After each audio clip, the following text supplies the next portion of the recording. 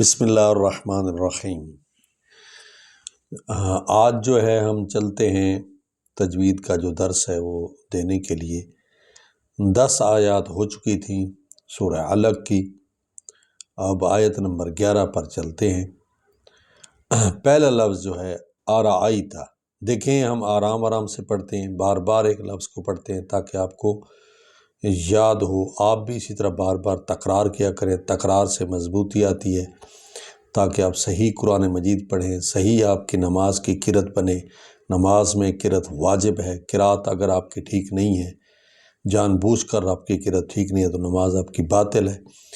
لہٰذا آپ نماز کی درستگی کے لیے، ویسے قرآن مجید کی تلاوت کے لیے، خوبصورت طریقے سے پڑھنے کے لیے، ترتیل کے ساتھ، تجوید کے ساتھ پڑھنے کے لیے یہ قواعد ضروری ہیں۔ تو ہم قاعدہ بتاتے ہیں، ہر لفظ کا مخرج بھی بتاتے ہیں تاکہ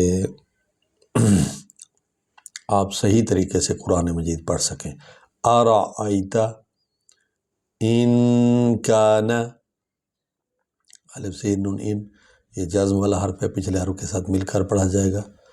ان کان، کاف کو ہم ہلکا پڑھیں گے اور نون پر زبر ہے، کانا بھی نہیں بنائیں گے، کان علی الہدا، علی الہدا،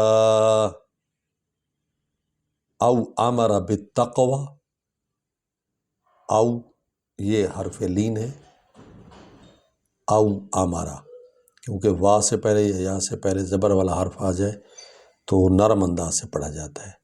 او امرا، را بھی نہیں پڑھیں گے، بس مختصر، او امرا بالتقوی، با کو تا کے ساتھ ملائیں گے کیونکہ تا پر شد ہے، بالتقوی، بالتقوی، یہاں رک جائیں گے کیونکہ یہ وقف تام ہے اور اوپر جو ہے تو یہ مطلق رہا ہے، یہاں بھی ٹھہرنا بہتر ہے اور آیت ختم ہو رہی ہے، اس لحاظ سے بھی ٹھہرنا بہتر ہے، تو یہاں ٹھہر جائیں گے۔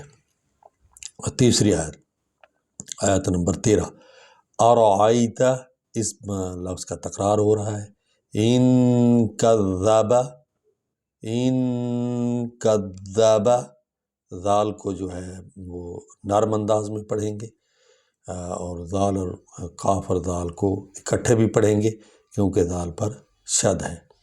ان کذب، با بھی نہیں پڑھیں گے، با حرف شفوی ہے، ہونٹوں سے ادا ہوتا ہے۔ وَتَوَلَّا، وَتَوَلَّا، وَتَوَلَّا، لا کو لمبا بھی کریں گے، لام پر کھڑا زبر ہے۔ علم یعلم، علم یعلم بِأَنَّ اللَّهَ یَرَى، بِأَنَّ اللَّهَ یَرَى۔ بسم اللہ الرحمن الرحیم۔